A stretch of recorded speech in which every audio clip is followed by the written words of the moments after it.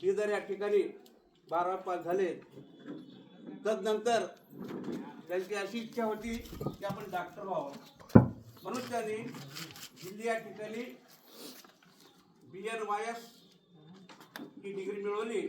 नंतर डिग्री मिळवल्यानंतर ते बॉम्बे या ठिकाणी MGM हॉस्पिटल, MGM दवाखान्यामध्ये ICU मध्ये सतत 8 वर्षीय कार्य करून त्याचा अनुभव घेऊन या मूर्ती आपल्या जन्मगावी आले आणि येथे येऊन छोटेसे ठाकूर क्लिनिक हे नावाचं दवाखाना उघडले.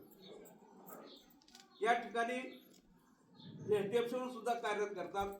याचबरोबर अमरजीत सामाजिक क्षेत्रात सुद्धा चांगले कार्य करतात. RSS शाखेतून चांगले कार्य करतात.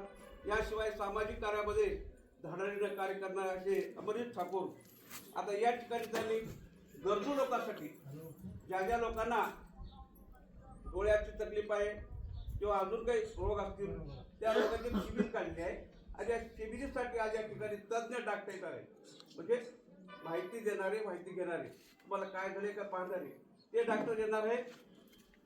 ते डॉक्टर म्हणजे डॉक्टर वीरेंद्र पाटील डोळ्याचे डॉक्टर आहेत. आणि जिल्हा कोऑर्डिनेटर म्हणून राजू शेट्टी हे पण येणार आहे.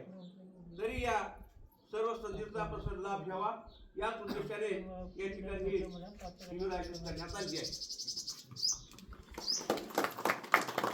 याचबरोबर आपल्या गावात प्रथम